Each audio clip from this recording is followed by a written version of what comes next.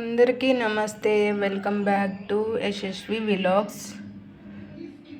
ఈరోజు చింతపండు రసం సింపుల్గా ఎలా ప్రిపేర్ చేసుకోవాలో నేర్చుకుందాం. ఈ చింతపండు రసం కోసం కొంచెం చింతపండు తీసుకొని శుభ్రంగా క్లీన్ చేసుకొని మళ్ళీ కొన్ని వాటర్ వేసుకొని పక్కన ఉంచుకోండి. అలాగే పచ్చిమిర్చి, ఒక ఆనియన్, కొంచెం కొత్తిమీర క్లీన్ చేసి కట్ చేసి పక్కన పెట్టుకోండి. ఆ తర్వాత చింతపండు పూర్తిగా నానింది. ఈ చింతపండుని ఇలా కలుపుకొని చింతపండు రసాన్ని తీసుకుందాం.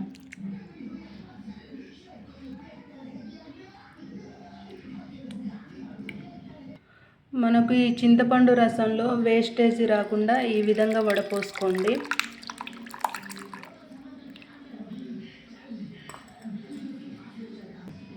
మళ్ళీ ఇంకొన్ని వాటర్ వేసుకొని కలుపుకొని మళ్ళీ వడపోసుకుందాం.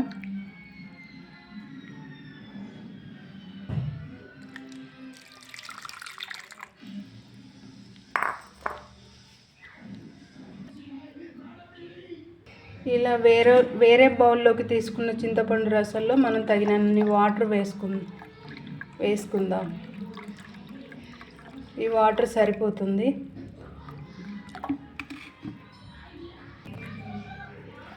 నెక్స్ట్ ఇందులో చిటికెడు పసుపు, 1 స్పూన్ కారం, రుచికి సరిపడా సాల్ట్,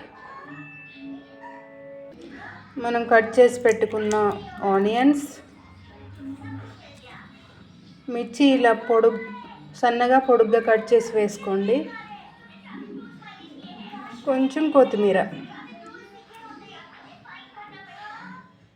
వేసుకొని ఇప్పుడు ఒకసారి కలుపుకోండి.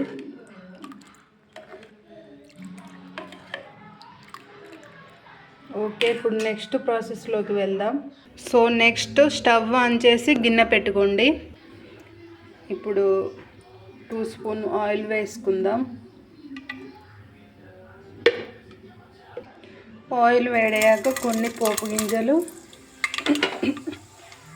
ఒక 3 ఎండుమిర్చి ఇలా కట్ చేసి వేసుకోండి. ఈ తాలింపులో కరివేపాకు వేసుకోండి.